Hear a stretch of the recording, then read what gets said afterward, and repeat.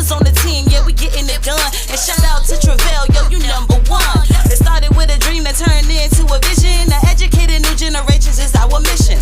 Ears to the streets, yeah, we steady politicking. If it ain't about to change, mind your business. Now wait again, minute. Wave your hands with it. Wait again, minute. Wave your hands with it. Now wait again, minute. Wave your hands with it. We top picks like we all up on the gram with it. Now wait again, minute. Wave your hands with it. Now wait again, minute. Wave your hands with it. Now wait again, minute. Wave your hands with it. We top picks like we all up on the gram with it. Tune into another episode of Wait Again Minute Podcast. I am Gam, and of course I got my sidekick, my co-host, Miss Go Getter. and y'all. Today we are in our new studio. Like, we were gonna show you guys like a little bit behind the scenes, but you know I would, but Miss Go Getter's like, nah, just show them a little bit and then snatch it back. So that's what we did. But with that being said, we have a special guest this afternoon, and we are excited to have him. I'm gonna go ahead and tell you on record that we're excited to have you here. I'm honored to be here. Thank you for the invitation. No problem. Thank you for accepting. So please introduce yourself to our viewers and listeners of Wait Again Minute. Hello, all. My name is David Miles, and I have the pleasure of being the sheriff for the city of Suffolk. Wow. All dressed up in the uniform and all. Yeah. Look, let me tell you something. Like, you know when somebody, their title is kind of heavy or up there, when especially in correction, when you see the white shirts. You know when the white shirts come, it got to be something big going on. So, Oh, you know. okay. But- See, I didn't know the white shirt meant anything. You didn't? I'm sick of you. Anyway, It just means I have to be careful when I eat. That's all it means. Right. which means she couldn't wear a white shirt because she got everything on her clothes. Definitely not. I can't do it. So with that being said, how is your mental today? Like, mentally, how are you? I'm locked in. You locked in? I'm locked in. Good. I've prayed, and I've had my time with the Lord, and that is the source of my strength. So I'm locked in. I'm good to go. Okay. Sounds good to me. Yeah. Miss Go Get, are you locked in? I'm locked in too. Locked into what? I'm good to go. Help her, Lord. So, I'm good to go. How's your mental? my mental is good. Like, Okay. you know, I was a little You was moving a Antsy. little slow and stuff a little while ago. So a I'm little just while making ago. sure. I don't know though. I don't know why I was like that. I don't know, but you know, like sometimes I get these where like I don't know if I'm not gonna say my sugar is dropping, but You always I say just your just sugar kind of drop. like feel kind of a little funny or whatever. So I just kind of like ate a little bit, chill, and just kind of like woosah, calm He down, didn't, get he myself didn't scare together. you, did he? Huh? The sheriff didn't scare you coming in here, did he? Scare who? You. Oh, absolutely wait. not. Oh, I don't know. I am my mother's child, but I am not my mother. No, I was not scared. No. Okay. Now, had it been on another occasion, you know, I did something wrong or something like that, then yeah, I'd probably be like, oh shoot, here they come. But anyway, we're not gonna talk too much. So please, really let us know who Sheriff Miles is. We want the citizens of Suffolk to know, especially because this episode right here is really for Suffolk, even though people outside of Suffolk watch us, but we want people from Suffolk to tune in to really get to know, you know, who you are, what you about, and why David Miles for sheriff. Well, already the sheriff, so re-elect, because you were elected before, right? Correct. So to re-elect. Okay, so let us know who you are. That is a very open-ended question. I don't want to use up the entirety of your broadcast. But anyway, since you gave me... Okay, yeah, go ahead. No, it's not a lot to me. I think the work that I do is what is most important. But a little bit about me, I grew up in Chesapeake, attended Indian River High School. Thereafter, I followed my father's footsteps to Norfolk State University, who celebrates 90 years this year. That's amazing. That is amazing. Oh, gracious, that's good. Yes, and so my degree was in mass communications, learned about radio and television and things like that. Worked in radio briefly in my career field. Okay. I was working for Willis Broadcasting in downtown Norfolk as an on-air personality. And I didn't know that. Okay. Really? yes, I have a radio voice. Oh yeah. I hear it, you know, I hear it. Not right now. Oh, this isn't no, it. it's I won't still turn it sound. on. I'm No, gonna leave turn it it on. on just a little bit. Turn it off. No, turn it on just a little bit. But I will have to say the name. Well, You can say I have to say It name was of the a station. Christian radio station, Yeah. right? Yeah. I can say the name of the Yeah, station. absolutely. 1350 WGPL. Wow. So 1350. I was on 1350. Okay. Yes. So one day when I was leaving the radio station, I saw a billboard on the sign of a HRT bus saying what the Virginia Beach Sheriff's Office was hiring as a starting salary. I'm not good at math with letters, but they were paying considerably more than what I was making at part time at the radio station. Right. So I wanted at the time I just started dating my wife, and I wanted to have some stability. So I applied there and the state police at the same time. And I was also considering going into the military because I already had my bachelor's. But like I said, I just met her, and I was like, I'm not going to get sent across the world for the military, and not going to be sent across the state with the state police. But even though I applied to them about the same time between the state police and the sheriff's office, I had a job offer in 2 months from the Virginia Beach Sheriff's Office. So I took that. Wow. I took that offer, and the rest is history. Okay. That was this coming January will make that 20 years ago. Oh. But let me tell you something so funny, right? I applied for this Virginia Beach Sheriff Department, and I didn't get it, and now I feel some type of way. Well, when was it? I don't know. It was so long ago. It was before I went to the region, so it was I don't know. It was so long ago. But I always wanted to be a sheriff, though. I always wanted to be a sheriff. Like I don't know why, but yeah, they didn't. But now I think about it, I probably couldn't have passed the agility test anyway. Well, I don't know. So at the time, there was a big hiring blitz because Okay. they had just built a new portion of the jail, so Okay. they needed to hire a bunch of people to be able to staff it. So I'm still surprised to this day because I had no idea what I was getting myself into. The first time I walked in there and that door closed behind me, I started questioning life decisions. yeah. Like, what did I get myself Absolutely. into? But it matured me quickly and taught me not only a lot about myself, but a lot about interacting with humans because it's a whole different world inside of there. And I saw the best in people and the worst in people. And that's just from closing one door and opening another. Yeah. So, That's absolutely true. You don't, I can attest to that. Like far as listening to individuals, I call them individuals, inmates in the jail, and some of the things that they've been through. Some of them had like some hard stories. Like some of them had a rough life, and you were like, oh my God. Like some of them had lives where you were like, they were dealt a terrible hand, and it was like they had some of them like really had no choice because it was like survivable or whatever their story was. Yeah. But you just never know what people are actually going through or have been through. absolutely. Yeah, so And I'm that's a sure good it thing. was a whole different world going from the radio station to the sheriff department or the jail. It was. And I kind of learned a lot about myself in college, and I found myself more after college, and I kind of started to wanted to learn instead of being having to learn in college. So not only was I reading and studying different things, I was still finding myself, and then being in that environment, it gave me some perspective on life. And I started to understand what the real source of respect is. The source Okay. of respect starts with me, doesn't start with somebody else. Right. And those who made the job most difficult were the ones who didn't understand that. And Okay. if you start with respect dealing with people, because most people, they want two things. They want to be respected and they want to be heard. That's true. Okay. And if you give them those two things, most often you'll get from them what you want from them, meaning respect. So I was there for 9.5 years.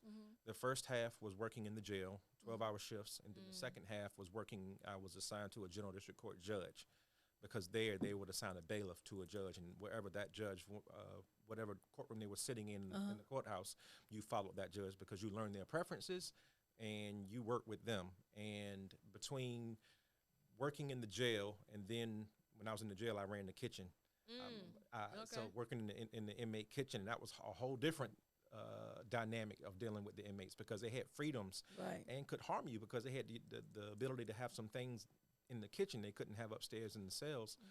And then transitioning to courts, it kind of gave me a better appreciation of because my wife would ask me, where's the corrections in the correctional system? Right. Right. So So what's the answer?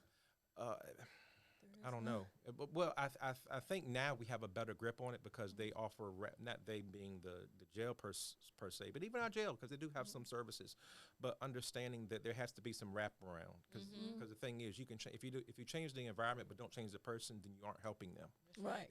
If you send them back to the same environment with the same set of tools that put them in there, then you're not helping them. Right. So I think we can, nowadays, we tend to try to give some wraparound support to those who are getting out, especially from the prison system, because because that's the only way you're going to fight recidivism. Mm-hmm. And I kind of take that to heart, because I have some folks that I know and love who have gone through the system, and want them to be able to have their sea legs, as it were, once they get out. Yeah, that's absolutely true. Now, being that when you started, and like you say, you started as, you wanted a different, some type of stability or whatever. Did you think you would be in it this long? Absolutely not. Well, the thing is, you do something so long, you're closer to the end than you are from the beginning. And it wasn't an easy decision to leave Virginia Beach after almost 10 years. And it's interesting that a gentleman, he and I started day one together in Virginia Beach, and we didn't like each other. Wow. And couldn't even tell you why. But he was from Suffolk, I was from Chesapeake. And he had already done corrections a little bit in North Carolina, but this was his first real job here, as far as in VRS here in Virginia. And he and I end up being assigned to the same team after what we call NDOC, that first couple weeks, just to get you enough training to survive in the jail. And they would let you work in it before they spent the money to train you, because we had to sign a contract back then. Once you completed the academy, you owed them 2 years, or you owed them the money back for training them. So I had just I was dating my wife, and I was going on vacation with them. So I asked to be dropped to the following academy. So I was in the jail almost 8 or 9 months before I attended the academy. Yeah, but the interesting thing is, this person that we didn't like each other, we became fast friends, working in the jail together on the same team. And then I get dropped and put in the same academy as him. So he and I became like brothers. I was in his wedding, he was in my wedding. Wow. And once I transitioned to courts, he ended up leaving Virginia Beach and coming to Suffolk Sheriff's Office. And he kept telling me, David, you need to come to Suffolk. I'm like, for what? I got a great schedule. Right. And I applied and didn't get it. And I said, you know what? They I was tell supposed to you get a why? phone call. No, they picked somebody else, and the person is still there. It was competitive. It was only one opening, and you'll have hundreds of applications for one opening. Okay. And I wasn't going to apply again. And my predecessor, if I may say, the sheriff before me, he was on his way into the office, and he wanted me the first time I applied. But they picked another guy, and he's good. So then he told my friend to call me and tell me to apply again when something came open, because I was not going to do it. Right. I was not.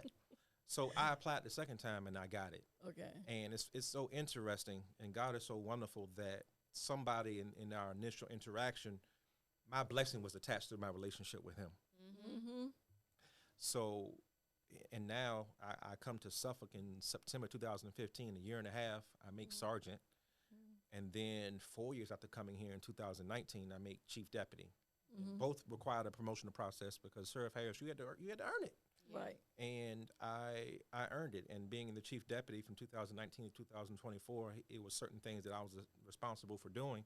But in that time, I got to learn about the office, learn about it from top to bottom, see it from, because the view from the middle and the view from the top are two totally different views. Right. It And is. there's a lot of things that you have that you think you know in the middle that you see once you get to the top that it's just not so. Right. So having that time, I didn't just jump into being sheriff. I had some formulative years from 2015 to 2019, then from 2019 to 2024 that were equipping years that I am thankful for. So now that I have not only history with the office, but history of not only what got us here, but where do we go from here? Right.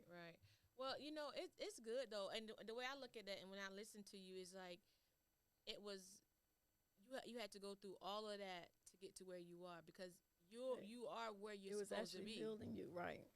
Yeah, you're definitely where you're supposed to be, even like you say, learning the ins and outs. Because a lot of times when you get positions, you may be put there because of your background, your schooling or whatever. But to learn it, it makes you a better supervisor, a better leader, because you know the ins and outs. Like like some people, they be like, oh, okay, well, I'm gonna appoint you to such and such, and then it's like, but you can't come in the back of the jail and run it, because Right. you never been back here. And just like No. you just said, you was doing the process, but the middle looked different from being at the top.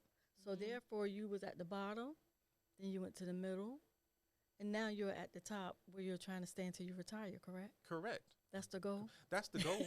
That's the goal. I have next year I have the years, but now I won't have the age. Right. But there's so much more that I still want to accomplish.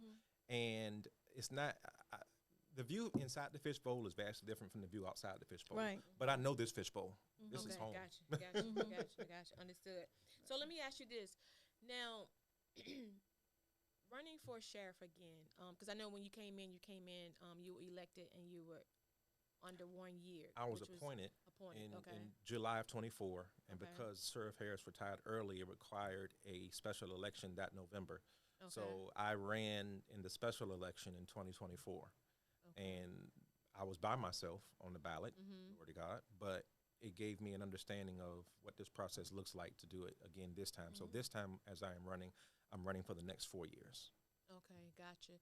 So why should the citizens of Suffolk vote for you over your opponents? I've served here. So I left this out of the story earlier. So I have lived in this city since 2009. And then I started working for this city in 2015. And since I've come to this city, I didn't just work for the sheriff's office. I've invested myself into this community. And not only to get to know the community, but to be known by the community. Right. So from the time I was a sergeant on, I started getting involved in organizations in the city trying to make things better for the city. And I joined those organizations not just because I don't have to pack a resume, but I wanted to not only know what the problems are in the city, but I also wanted to know who's working on solutions.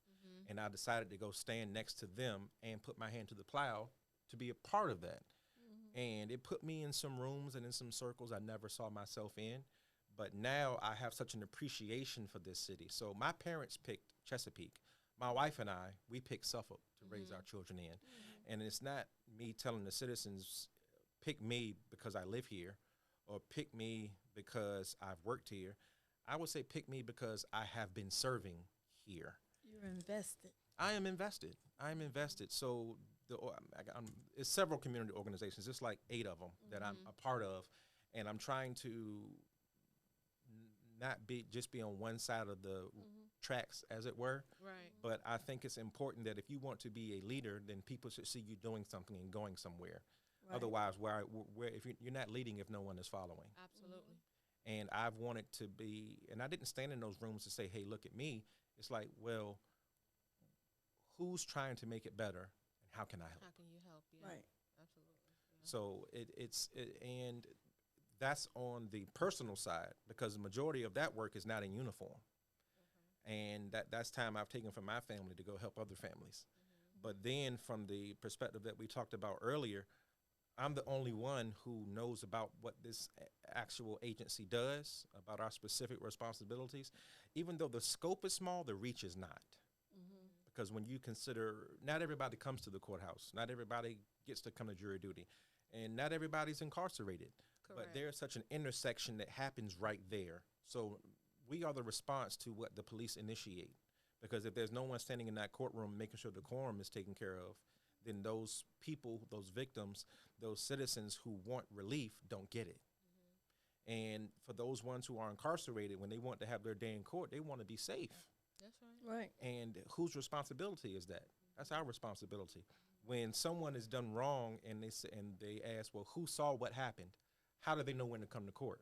Right. That's our responsibility, because if we don't make sure that we protect the integrity of that exchange, then it loses its integrity. Right. Right. And that's what I was about to ask you. Can you please explain to us what you guys actually do? Because I think a lot of us, don't know. We assume, but we don't know. So if you can definitely let us know what you guys' job is. Long answer, short answer. Any Middle. answer. Right. Hey, can I get a medium? Yeah. Medium is fine. Get a little medium. Okay, so there are 41 independent cities in the entire country. 38 Okay. of them are in the state of Virginia. Okay. So Hampton Roads is comprised of all independent cities. The traditional relationship that we would consider is like to our west, when you have Southampton with the city of Franklin inside of it. So Southampton has a sheriff's office that takes care of traffic enforcement, criminal enforcement. They take care of their jail. They take care of the courthouse, and they take care of civil process. Inside of the county of Southampton, the city of Franklin. Inside the city of Franklin, they have a police department that takes care of the criminal and traffic enforcement. But the other responsibilities still fall to the sheriff. So even though Suffolk, like our neighbors to the east, are independent cities, and they have a police department to take care of the traffic and criminal enforcement, you still have to have a sheriff because someone's responsible, has to be responsible for the courthouse. We would be responsible for the jail if it was a city jail, but since we're Okay. served by a regional jail, I am not. Okay. You have a gotcha. superintendent that's the executive over Right. that structure. But you still have to have someone, to, as I said, to protect the courthouse, and you still have to have someone to take care of civil process. And we are small because we are funded to do those things. And the code still gives me the authority to do traffic and criminal enforcement, but the city hasn't funded me to do that. We have a Right. police department that does that. Okay. So we are a small agency, have 30 full-time positions and 11 part-time deputies. We all come from someplace else. So we have many that come to us from the Suffolk Police Department. Just about every other sheriff's office in Hampton Roads, we have someone who's worked there. And we have someone who comes to us from the state police. And we take all this experience, all of not only years of experience, but different experiences of problem solving and bring it here to make our agency stronger. So the deputies that go do civil process is 6 deputies and 1 sergeant. 4 of the 6 came to us from the Suffolk Police Department. And they have responded to emergencies that they have been close by. Okay. So they go there, they secure the scene, and then once the police department gets there, the police department takes over, and we go back to our responsibilities. Right. So even though we aren't the primary law enforcement agency, we're still a public safety agency. Right. Okay. But Right. I can't tell a property owner we couldn't do your eviction because I told the deputy to go run radar. Right. Yeah. I can't tell a property owner, or I can't tell a judge rather, that we couldn't get a subpoena served for a witness to have a court hearing because we were making an arrest for a larceny. Mm-hmm. It's not really our bailiwick. Right. Yeah. However, we still help when help is needed. When there's a priority war emergency call and they're close by, they respond to help. And once the police department get there, they take over, and then we go back to our Right. responsibility. So we can help the police department, but when it comes to our responsibilities, they can't help us. Mm-hmm. But the reason why we do help in the middle is because we know the citizens, if they need help, someone needs to get there and get there quickly. Yeah. And a lot of times, a deputy is close by. For example, it's been a couple of years now, but we gave a deputy a life-saving award because there were 3 different unresponsive persons calls that were in the neighborhood the way he was serving papers. He responded to all 3 between 8:30 and 1 o'clock. All 3 times he did Wow. life-saving measures. Uh-huh. The first 2 resuscitated. The third one did not survive. But he was right He there, was right there. Right. Yeah. and he responded. So we aren't as visible as our police department, but we're no less valuable Right. than our police department. And Right. sometimes people who don't know the answer. So thank you. I appreciate you asking that question to give me a chance to explain it. But we take our job very seriously because especially the piece that is specific to us. However, at the end of the day, we're still law enforcement officers, and we are still public safety agents that are supposed to make our community safe. So if someone's riding down the street and they're driving recklessly, can the sheriff department stop them? Can and do. Okay. I Can never and do. seen the Suffolk sheriff department stop anyone, so so I always wondered. It is a Could they? rarity. It is a rarity, but it still does happen. Okay. And the reason is sometimes with those traffic stops, it can turn into a 2-hour ordeal, and that's 2 hours taken from the responsibility Right. that deputy was supposed to be doing. So, can we? Yes. Do we? Yes. Do we do it often? No. No. Okay, but if it needs to be done, you We will can do it. Absolutely. So now you said you have 30 full-time. Mhm. Are you guys trying to get more people on the team? Is So that the- something that you want to do? Absolutely. As sheriff? It's yes, but the only time you ask and receive is in prayer and in scripture. So it doesn't quite work that way in municipal budgets. So being that I'm a constitutional officer, I have to do 2 budgets. Okay. One to the state and one to the city. Oh. And the one to the state, they just want to know the data of what I did last year. And they put that into they calculate how many positions we need to do what we did last year. And if those numbers don't show that we need an extra position, then they don't fund the position. When I talk to the city, they want to know, well, what are you going to be doing next year? And that's when I can actually say the challenges that we're having, because for the state budget, it's just a matter of putting in numbers. But for the city, like for us, the courthouse is going to be going through a renovation in the coming years because it's over 20 years old, and in its present construction, it's not going to keep up with the demand. Keep up with the population growth and keep up with the docket sizes. Right. So Circuit Court wants to add another courtroom, which they're going to repurpose some space up on that 3rd floor, which means I'm going to need more deputies to do that. Right. But the state budget didn't ask me what's coming. They asked, what have we already done? So the only place to look at the future is through the city The budget. city, right? And I tell them these are the things that are coming down, and this is what I would need to keep up. And the city does give me some consideration in that. But again, we're starting at the base of what the state gives us, and the city can say no, and the city can say yes. So, am I trying to grow it? Yes, to keep up with the demand that is on our that is coming through the courthouse and the papers that we serve. And I just had a talk with a judge recently. There are more jury trials. Jury trials require more deputies for securing it, especially when someone is in custody. But the public doesn't know when that is or isn't. Right. So, or as what we would call high-risk juries, where either the charge makes it high risk, or the persons involved make it high risk, or the community involvement with that case makes it high risk. So we have to put more deputies in the courtroom when those trials happen. So is that like a high-profile type case or something? high profile means usually they use that phrase when it's getting a lot of media attention. Okay. Right. But for us, high risk is it could be a violent crime where there was a murder, and then the families are at odds with one another. So, or the families of the victim want a piece of the person that has been charged with the crime. So it's our job to make sure that doesn't happen. So we don't need fights happening in the courtroom, and we don't need the defendants getting attacked by the people in the gallery. Right. So we are the ones who have to make sure that happens, because that defendant deserves his day in court, and he deserves it to happen safely. That's right. That's absolutely true. So let me ask you this now: being that you are the leader of your department, and if there is low morale, a lot of negativity, a lot of things going on that shouldn't be, how would you handle that? I believe I set the tone. Leadership sets the tone, and that's one thing that of the many things I haven't forgotten from what it feels like to be just at the lowest level as a deputy, is I consider morale. Okay. And I consider it because I've worked in places and for others, not just in public safety, where it wasn't considered. I was treated like someone who was just a number, and I didn't like it. So I don't want the people at the sheriff's office to feel like it. And I mentioned that we only have 30 full-time positions. Right. All of our positions are filled. We're fully staffed. That's good. That's not something you hear said often in public safety. Right. Our police department has a gap. Other police departments, our regional jails, sheriff's offices, are all trying to play catch up to fill every position that they have funded. I'm not fighting that battle. And I think part of that is because of what you just asked. And I've learned the importance of communication. Gotcha. And I tell people, especially those who are in leadership, it's not addressed because you got it off your chest. You have to consider the person you're talking to. Right. And it's like playing basketball. If I throw you a pass, but I didn't throw it where you can catch it, that's my fault. If we have to address a serious situation, I need to make sure I put it in a place that you can receive it. Right. Right. Now, if it's in an emergency, I don't have time for niceties.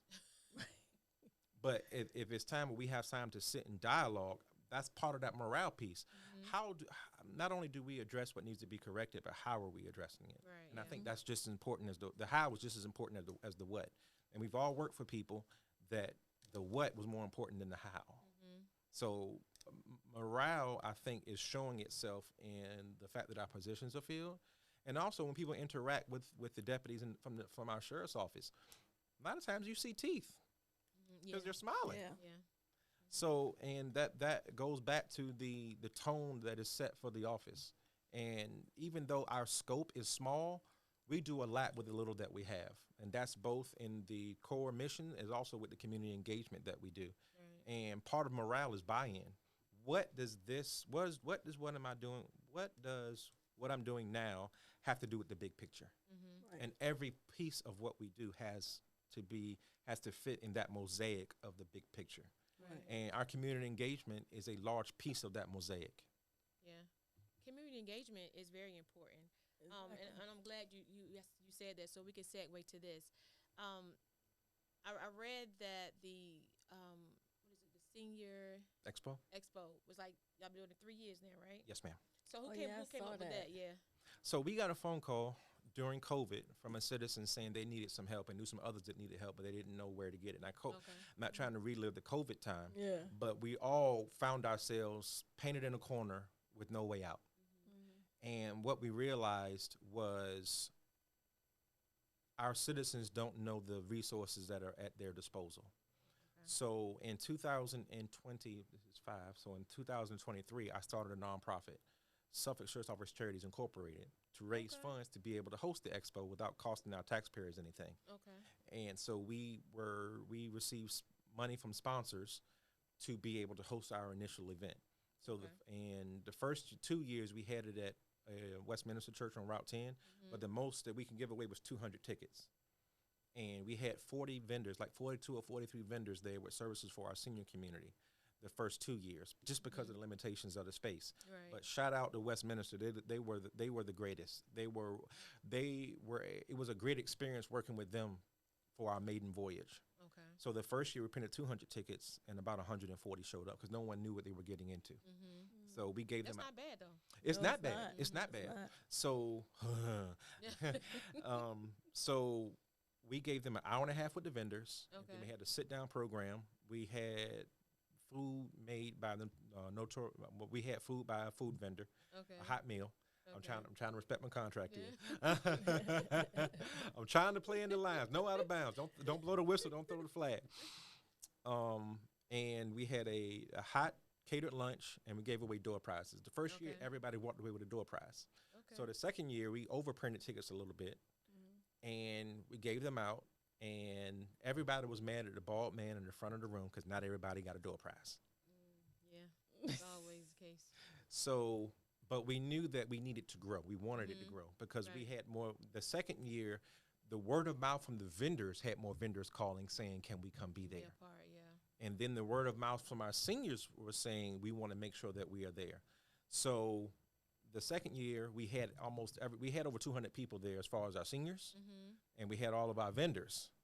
But in a city that is now over 100,000 people, 200 is just not enough. Right, yeah. So we searched for a venue that will give us more space on the inside. And then this year we found a venue that allowed us to give away 300 tickets Right. and have 50 vendors. Okay. And it was the tone of it was just so warm and welcoming this year. It was just absolutely wonderful. And we received an email of such a kind email and complimentary email from one of the vendors that was participating in it, and just complimenting not only how nice it was, but how well organized it was. Structured, yeah. And this year, like I said, we overprinted the 300. I probably shouldn't have said that because now people are going to say, "Well, why didn't you give me one?" I tried. Right. Listen, let me tell you. I'm going to cut you off. But my mom called me. She was like, I miss getting the ticket. Can you call the sheriff? I said, no, I can't do that. How did you go about giving out tickets? So we patterned ourselves behind a neighboring sheriff's office who's been doing it for over 20 Okay. years. So we attended theirs before we did our first one to get some ideas, and Okay. and they gave us some of the things that they've learned over the way. So we started out on the right foot, learning from the lessons that others have already learned. So we did a drive-through ticket distribution, and we do the drive-through at the same location where the event is going to be, and we did it 30 days in advance of the event. So the persons had to drive up, show us their ID so we can verify age and verify their address that was on their ID. Okay. So What's the age? it was 55 and up. The first year was 60 and up. We moved it down to 55. So let me tell you this. This year, so we put out flyers, and even though some people say, well, we didn't know about it, we tried to do better with promoting it this year. Right. And as it grows, promotion will become easier because word of mouth is the best promotion there It is. is. It is. And it's cheap. And it's cheap. Glory to God. So this year, and we had it at Christ First Church, who also has a school there. And the school, so we had planned months in advance to do our ticket distribution at that location starting at 10. The school had an event starting at 9. So not only did we have to make sure that we allotted we had to make sure that we didn't infringe on the school's event, and we had to make sure we make sure our seniors could be taken care of for the drive-through. So we've been telling them for months the first ticket is going to be given out at 10 o'clock. People were there at 7:30. Waiting and ready. Waiting and ready. So so we told them we would be giving away tickets from 10 o'clock to 1 o'clock. So in the first hour, we gave away 200 tickets. There were buses. So it was interesting. Last year, all three of our rec centers bought buses with seniors on it. So we walked on the bus and checking IDs, passing out tickets. So in the first hour this year, we gave out 2 tickets, and by 12:30, I was out. You was out. So I had to turn. So I'm a proponent of keep your word. So we stayed there till 1 o'clock, even though we had some not so happy news. So it was a big 200 tickets in an hour. Yeah. Those folk went in there and trying to yeah. do traffic control to not, because we had traffic backed up. So it's off of Centerbrook, right down from the DMV. So now, and Romans Road is off of Centerbrook. Romans Road is the church that the church sits off. In the cut back there. In the cut back there. So we had traffic wrapped all the way behind the big gymnasium, all the way out almost to Route 10. That's crazy. So people wanting to get tickets. And what held it up was that bus, because we had to flush all the traffic, get all the cars out from behind the building, so the bus would have turn space to be able to come all the way around and get out. Because it was a real bus, chartered bus. They had people up there coming to get a ticket. So the turnout was amazing. The event was amazing. And I had to thank the vendors, because the vendors is the reason why we initially had it, because we wanted the information to get out. Yeah, absolutely. So that's actually good though that you include the seniors. What is it that you want Suffolk to look forward to as you become the sheriff for the next 4 years?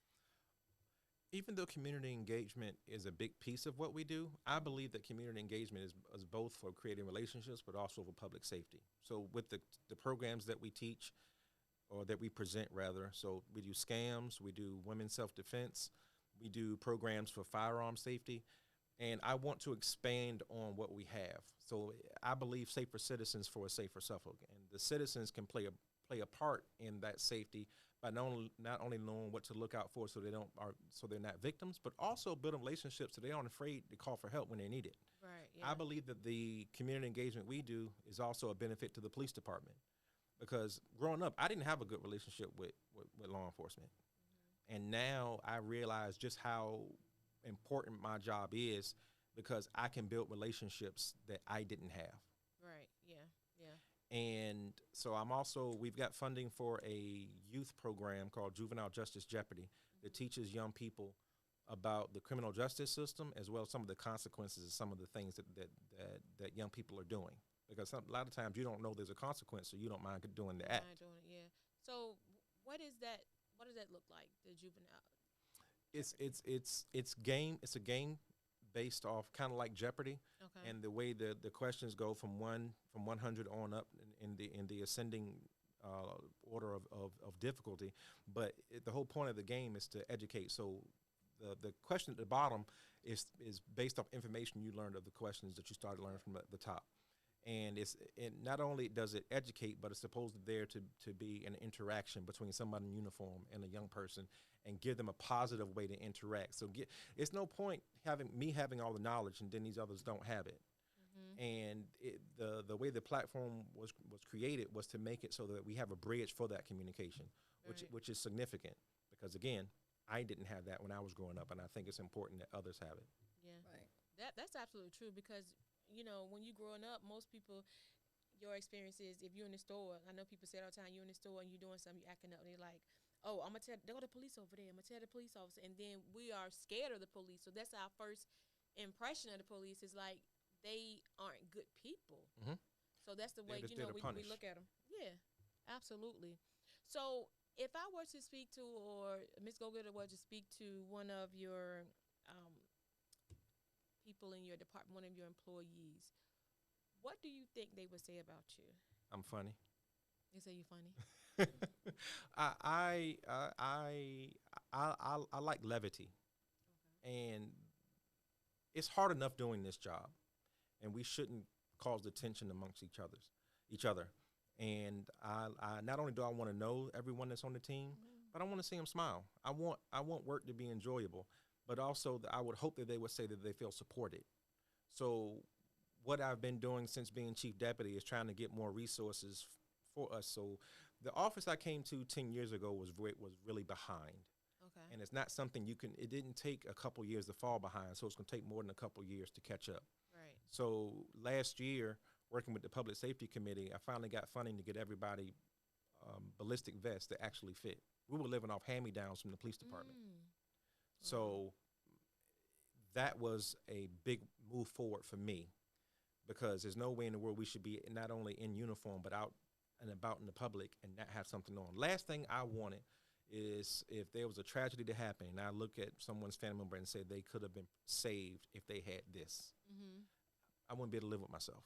Right. Yeah. So that was step one. Step two is body cameras, and I'm working to get funding for that. But that's something that adding that doesn't just affect the sheriff's office. There's some other things that come into play that have some other boxes that have to be checked. But I'm already working on that. Training, because everybody has come from different backgrounds. I want to kind of not only modernize the training or bring it all into give everybody the same pieces, so those who come from corrections can get trained and have some of the same training as those who come from BLE. And that's something I'm working on with the police department. Okay. Because there's no sense. Yeah, so we send them to the academy, then I want to kind of have a cohesion between us and the police department to where they do the FTOing with the police department. And the reason is, there's no sense learning it one way and then you go out and work in the street and you're standing next to a police officer and y'all don't respond the same way. Right. Yeah. So the relationship I have with the police chief and then with the city manager is something I'm trying to build so that there is some, not only unity as a core value, but unity between our public safety agencies. And that's something that I'm already on the path. Right. So between where they get trained, but also once they come back, so that there not only is there mutual respect, but there is a cohesion between the functions of the offices and our office and the police department. Right. So let me ask you this. So I heard you mentioning about the things that, you know, the department participate in as far as community with the seniors, things you want to do as far as training. But as far as the citizens of Suffolk, you know, the citizens might say, I don't care about the training, I don't care about the vests, I don't care about the body cams, blah, blah, blah. What are you planning to do that will directly affect, if anything, the actual citizens, whether you're going to change something or bring something new or not, outside of, you know, working along with the police department or the courts or, you know. Did she just tell me that's not good enough? I just want to make sure I'm translating it right. That's basically what she said. Oh, okay. Okay. You know, because, you know, I have to ask. The juvenile justice jeopardy, that's direct impact. Okay. Our senior expo is direct impact. The human trafficking event that I just hosted at Union Baptist Missionary, that's direct impact. Some think that we are only working inside of the courthouse, and we are so much more than that. The things that we do with the community engagement, it's not just to say, hey, look, we're standing next to you, but we have something in hand, be it information or a program to help the individual. So what are you doing for, like, let's say, like, I'm not a senior, not yet. I might be at your event in 2 more years, but. Y'all do the math. Is the camera on me? Y'all do the math. But you know, so, like let's say for like the 30-year-old, let's not even do 20 or 40. Let's say like the 30 to 39-year-old. So for years we've received awards from the state police for helping host the VIN-etching events. So that's for vehicle owners. It's called Help Eliminate Auto Theft. It's free. It etches the VIN, and the police department just did it this year for the first time, but we've been doing it for years, and I can show you all of our awards.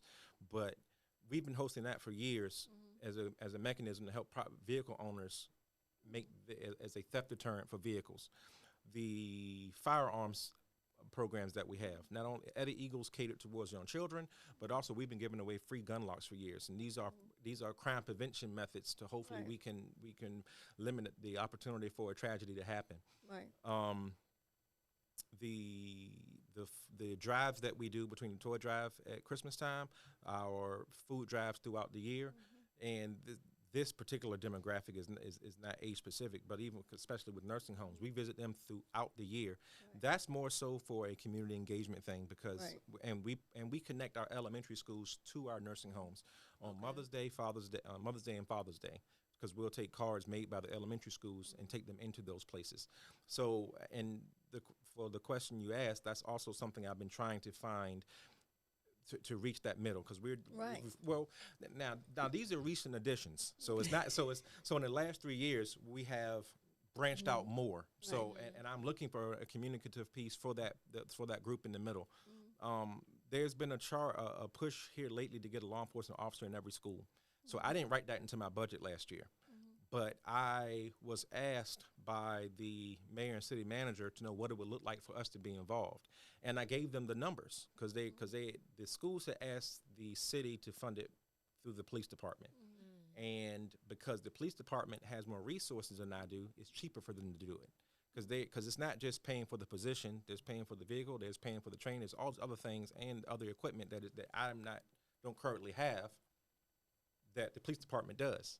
So they look at us doing it. It comes with a larger price tag because I offered it because I was brought to the table saying, what does it take for you to be able to help with this? And I'm thinking to myself, finally, we can get some money coming through and some resources and help bring us forward a little faster. And they chose to stay with the police department. I'm not angry. The conversation's not over. Right. But the thing is, when you want to do something new, it has a price tag on it. Yeah, it does.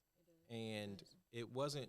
It's something that So the other thing that I've done is we have our civil process deputies check on every elementary school at least once a day. And is it a permanent fix? No. But it puts a law enforcement officer in that school, checking the perimeter, interacting with the kids, and checking with the administrators at least once a day, which is what some of the police SROs were doing. They were assigned to elementary school. So they would be, if they were middle or high and had one close by, they stayed at that middle or high school, they would check on the elementary school and go back. We started helping with that. Right. Is it a perfect, I hate saying is it a perfect solution? No, but it's introducing our presence there. Right. And there's a gap in the middle, and you're absolutely right. I've started on the bookends, and I'm working my way to the middle. Yeah, because the reason why I ask, because, when you think about the 30-some-year-old, a lot of them never really vote, and they never really know what's going on, or either they're like, why? So my thing is, if you see one, right, and they ask you, well, why? Why would I vote? What's the reason to vote? What would actually be effective? If I vote, what difference would it make? What answer will you give them? Because, all the things you're talking about now is good, but it's good for those who actually vote. It's good for those who actually, I don't want to say like they don't care, but a lot of them are disconnected, I would say. They're disconnected from what's really going on, so they don't. So those are the ones that when I say the 30 to 39, the people that's really disconnected, they're the ones I'm saying, like, what would you tell them or do to get them to say, oh, I'm going to vote for, the sheriff. Oh, I'm going to go vote this year. Because, you're doing the things for the seniors, which is great. You're doing the things for the schools, which is great. But then you got the ones in the middle who don't care about none of that. Half of them don't even care about what they're going to do today or what time they're going, you know what I'm saying? So what would you do to give them that, oh, it's him? And then half of them probably might had some kind of issues in the court. So our community engagement, I don't like looking at it through the lens of an election. Right. And we began at the beginning of the year, as we were discussing some of the things that we had planned or have planned and actually now brought to life. I didn't want anyone thinking that we're doing this because it's an election year. Right. This is the nature of who we are. Right. So that means not only the community engagement piece, but also the core responsibilities and mission of our office. I am hesitant to add something under the lens, I hope this gets attention. Right, yeah. And if someone doesn't see the value of what we're doing, I can't make them. Right. However, I know the value because I know that we are the ones standing in the gap in so many different ways. Right. And when we are out there interacting with young people, we're also interacting with their parents. When we're out there interacting with our senior community, we're also interacting with their children.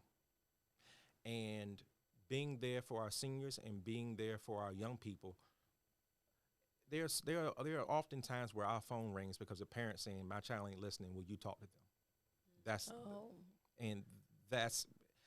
not saying that we're part of the punishment. They want somebody that they see that has quote unquote authority trying to help be a voice of reason.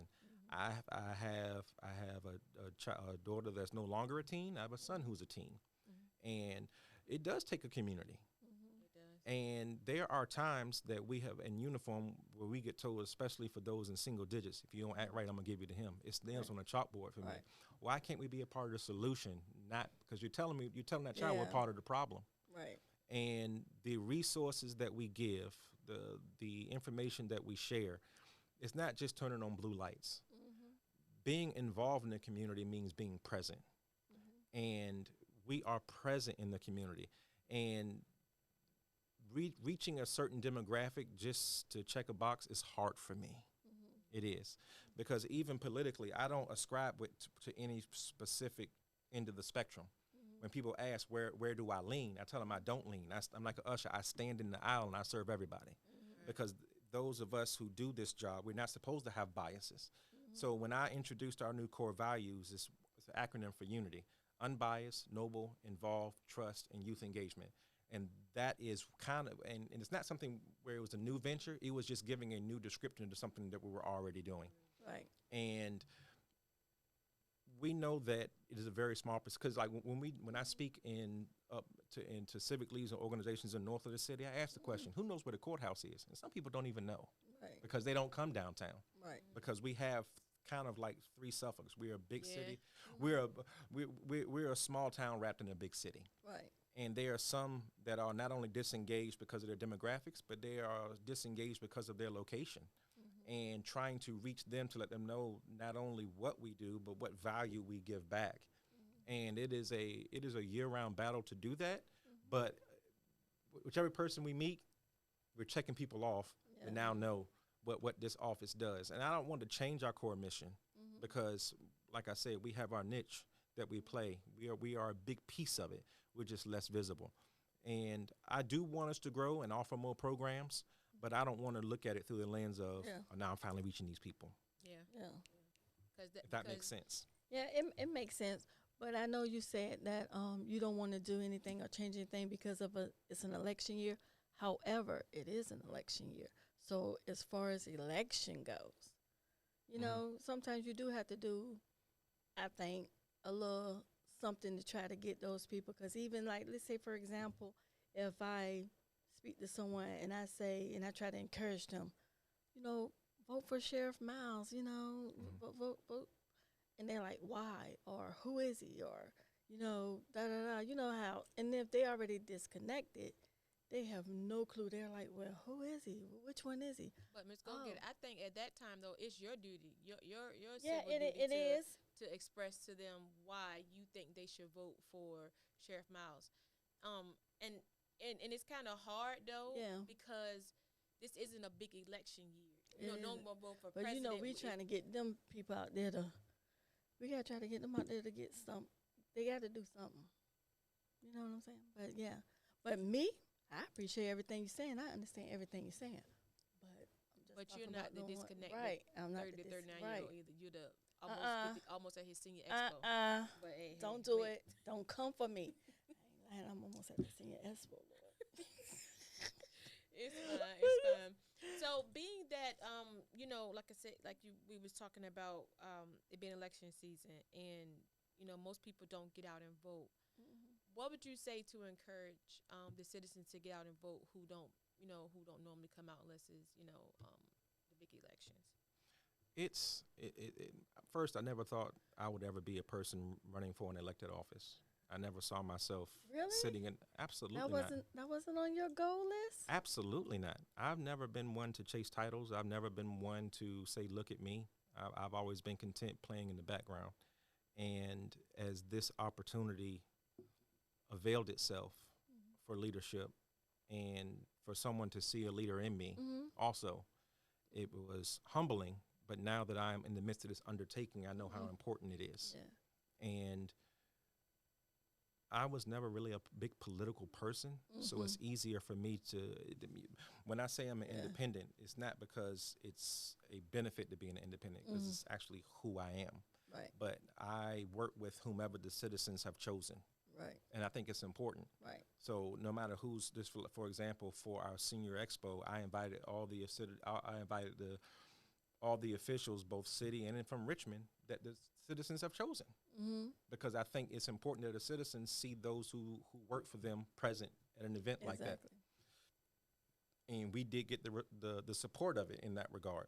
That's good. So now working with those who are elected and knowing how important it is to be able to pick up a phone and call someone that has been elected to do a position, I know how important it is that, and I think, I don't know if this is I've heard the phrase, but I don't know if it's something I can or can't say, but like as they say, your vote, your voice. Mm-hmm. And it's important that your voice is at that ballot box. Yeah. Whether it's somebody there that you like or don't like, Right. did you exercise your voice? And not just because it's a person that others like, unless it's me, but also has this person been doing something to deserve to be there? Right. Yeah. And that was my different thinking when it comes to saying this is an election year. I don't want to start anything to stop it. I want this to be a continuation. And we didn't create something new just because it was on an election year. I've only been in this position since July of 24. So anything that I've created were things that I was already working on before I got here. And it is important that our citizens not only know who their officials are, but know what they're about. And you are not what you say, you are what you do. And unfortunately, every so often we hear people say a lot of things, and then after that season has passed, we don't see what they do match what they say. So I've been working to show who I am by what I have been doing, so that it's not just a matter of what falls out of David Mouse's mouth. What work has David Mouse's hands done, and next to whom and in what communities has David Mouse stood. And that's I'm here because I believe that the Lord opened the door for me to do the work ahead of time. So when you were appointed in July, were you shocked? Was it something that you was looking forward to, or did you expect? I knew that it was coming. I mean, because I didn't know. I mean, it was something when I was put to chief deputy, it was kind of a preparatory time. Okay. And because by the code, if something happens to the sheriff, then their chief deputy becomes the person. And that's for any constitutional office. And depending on the timing of it, either it'll be a special election or it'll happen at the election. So it was not a surprise, but it was something that I had been working towards.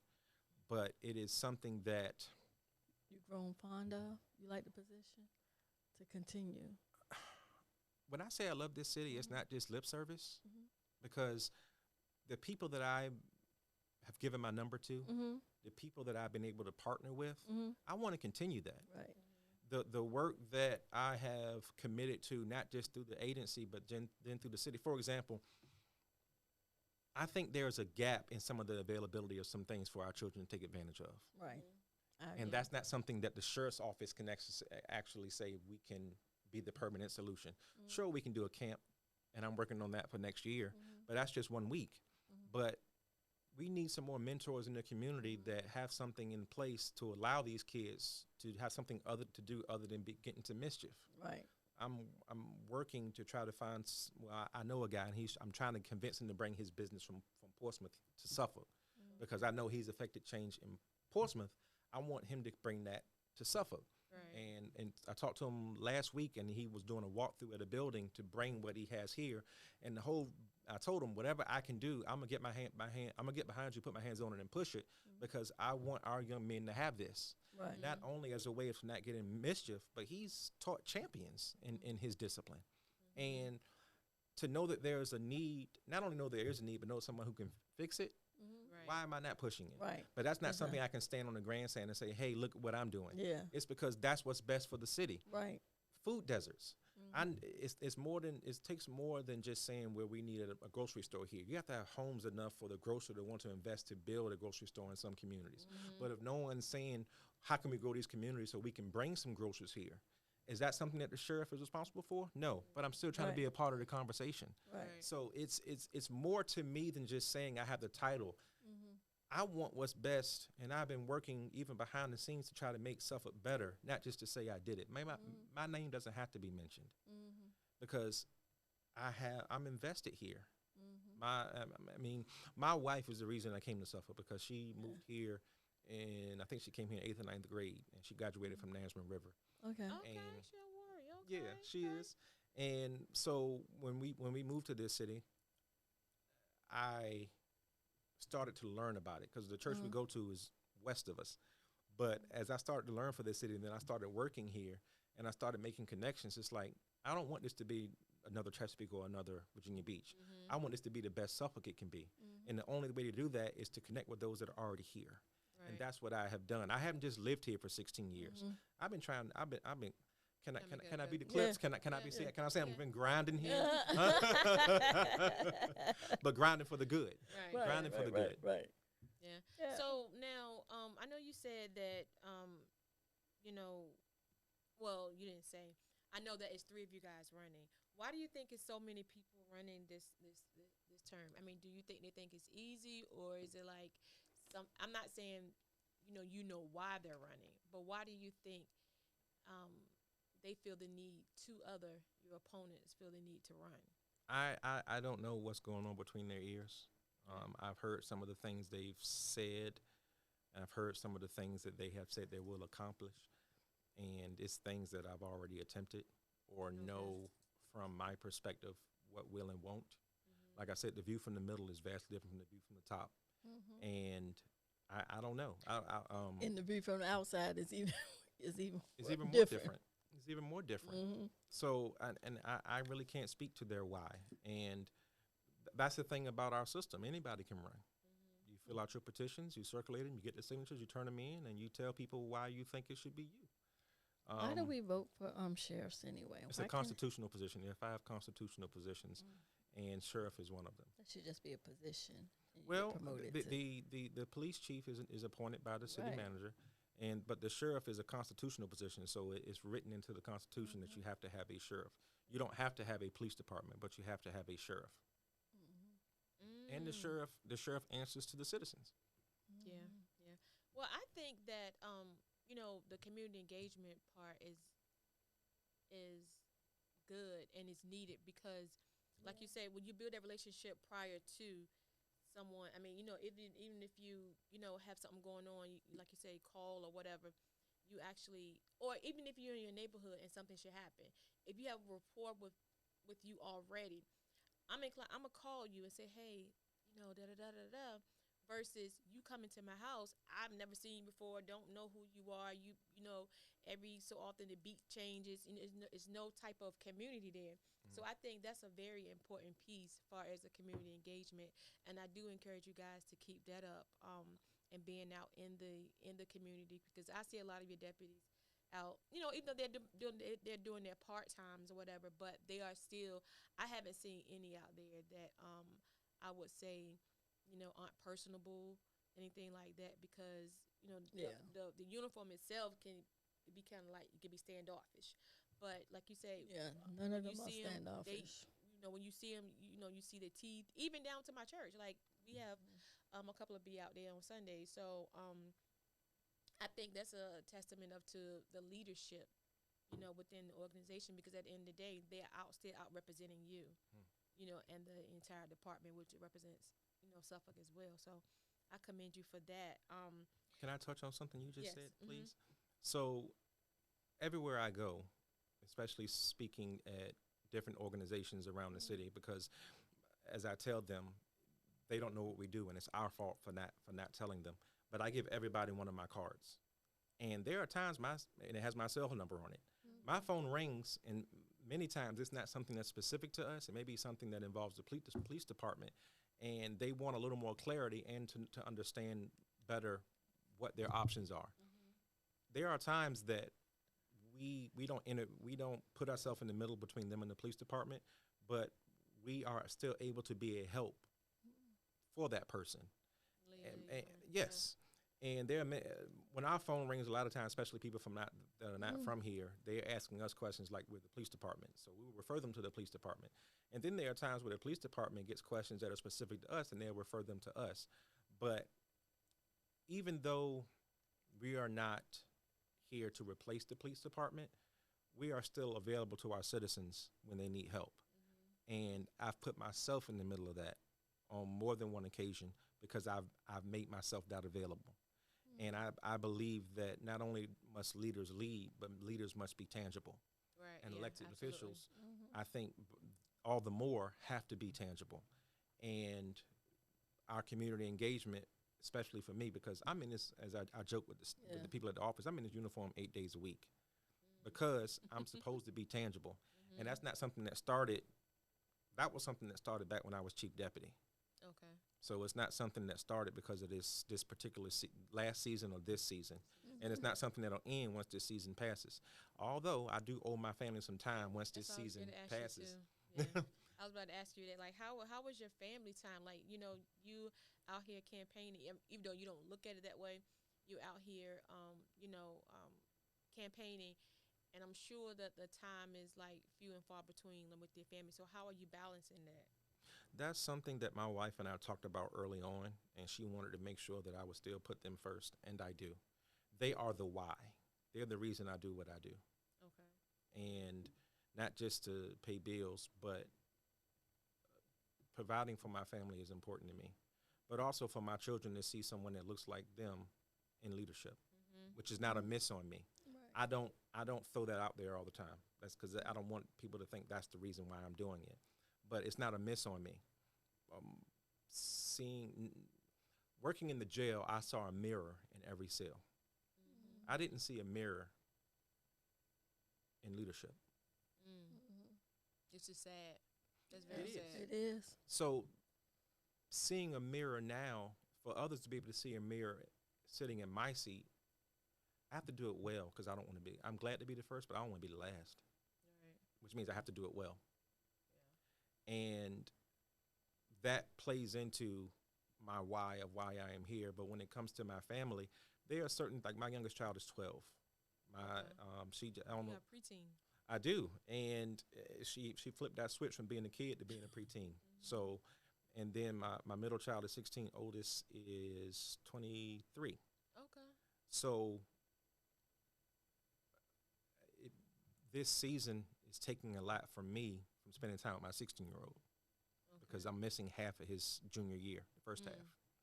But trust and believe, I won't be missing the second half. Right. Yeah. That's right. But and especially I won't always announce it, but I'll ask them to come to events that we're hosting so that they can see. Because I want them to also have a comfort that I didn't have at that age. I didn't have a comfort talking to somebody in uniform.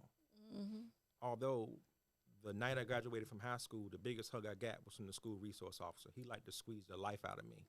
But it was because he was proud of me. Okay. So now I look back to him as the So were you archetype of what I terrible? want to be. Were you terrible in school? I wasn't. Oh, okay. I wasn't. Okay. I wasn't. I was too shy. Okay. I'm an introvert by nature, believe it Okay. or not. So, but I, Uh-oh. no, it's funny that you asked that question because it's like if the teacher remembers your name, it's probably because they had to call it a lot, right? Yeah. But I wasn't that kid. I wasn't mischievous, but it was it was just nice that he loved on me in that moment. Right. And that's Right. there's no other word to call it. Right. Because he's from our culture and he liked to squeeze the life out of me. But Yeah. he smacked me on the back and told me how proud he was. Yeah. Now I look back and look at him instead of looking at the other ones who didn't treat me well. Right. Right. I remember him. I remember that because I did have negative interactions. Yeah. Not because I was deserving necessarily, but because it wasn't because of the uniform, it was the person that was in it. Yeah. Yeah.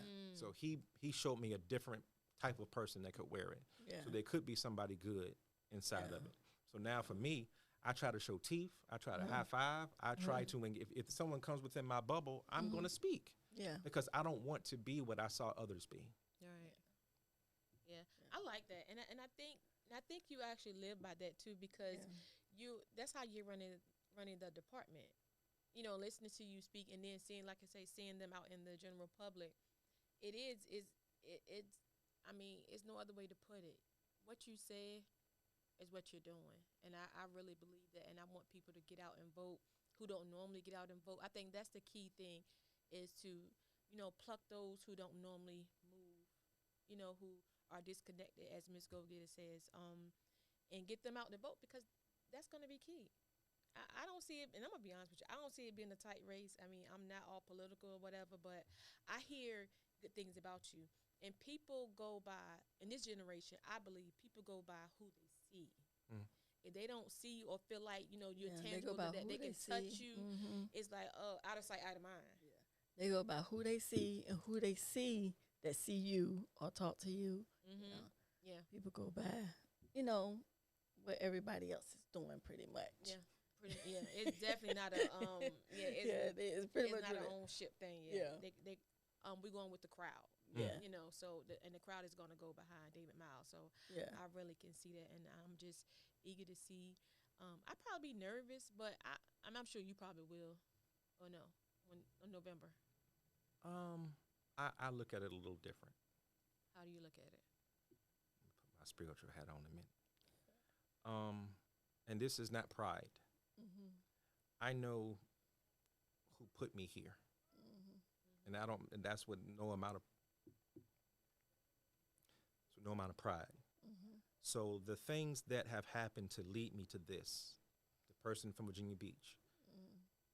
Sheriff Isaacs wouldn't hire you if you didn't live in Suffolk. Mhm. Meeting my wife, dating and now marrying my wife, Mhm. brought me to Suffolk. Mhm. There are so many things along the way that are not by happenstance. Yeah. And it's difficult for me to believe that the Lord will open all these doors and spend so Mhm. many years putting this To in leave you order now. Yeah. to leave me now. Mhm. But that doesn't free me from the responsibility of working in the Right. interim. I'm not sitting home on faith. There's action with faith. That's Right. right. And I trust him. I don't trust me. I don't know how other people feel about it, Mhm. Mhm. but I trust the one that sent me. And there are times where there are difficult challenges and there are difficult questions that come along the way, and the only way to find the answer is on my knees. Mm-hmm. But that doesn't free me from the responsibilities because it's not his name on it, it's my name on it. Right. But he gets the glory, but I have the responsibility. Mhm. So I never saw myself being a politician, so even doing political things and running a race is new territory for me. But I'm resting in him in that regard. I do my job, and the results are on him.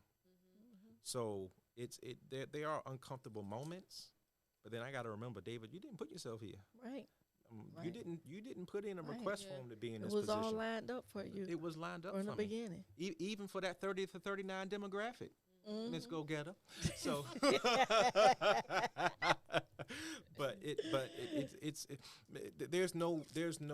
it's like you can't run a marathon without breaking a sweat. Right. You can't go through this season without feeling the weight of it. Yeah. Yeah. Absolutely. I agree. Absolutely. Well, I have enjoyed our conversation. I mean, we can sit and talk all day long to you, but I think for me, I've learned a lot about as to what it is that you guys do, because we assume because we don't know. Mm. So when you inform people, it's a better people. When we are informed. Yeah. So I think that's very important. And again, I would encourage everybody to go out and And vote. vote. Tell your family, tell your friends. Even if you don't live in the city, everybody has an influence. Mm. That's the thing people fail to realize. You have an influence, whether it's negative or positive, but someone's listening to you. So take that and just for what it's worth, and tell them to go out there and vote if they are a citizen of Suffolk. Early voting started last Friday, On the which was the 19th. It did.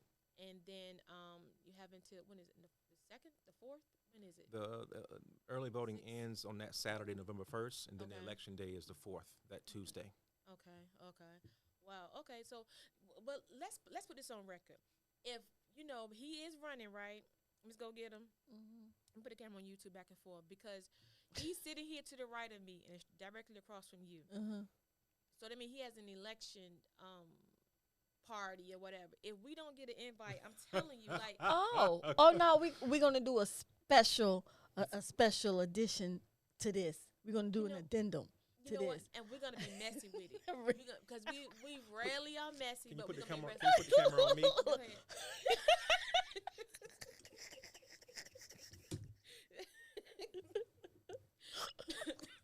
Make sure we get that invite, because Right. we want to. Oh, I ain't even look. celebrate I ain't you. even worried. I already know we got an invite. Are you? I already know I got an Oh, invite.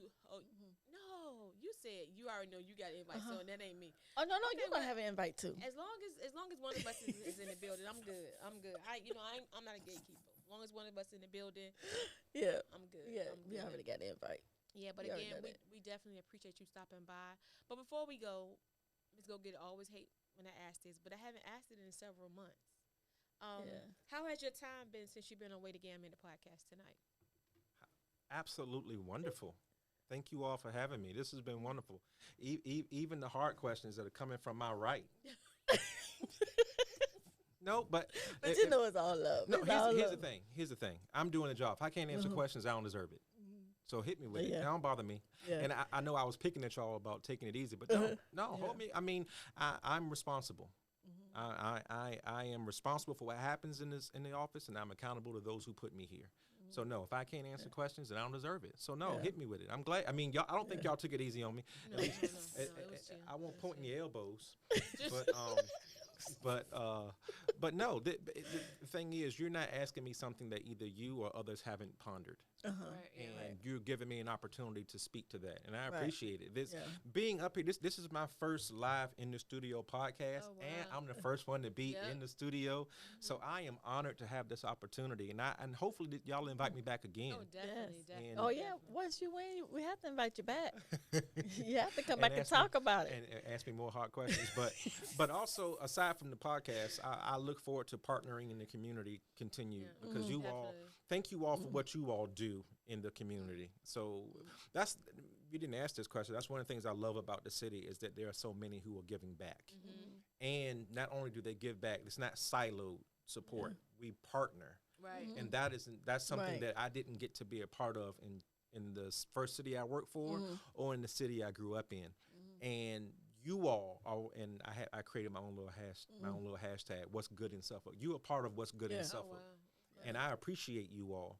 And if ever this office can be or I can be in support of that, we're on the other end of the phone, Okay. and we want to be a part of it. Yeah, Thank you. definitely, definitely. You're welcome and thank you. So with that being said, stay tuned to all things Way to Gam Minute. Good night.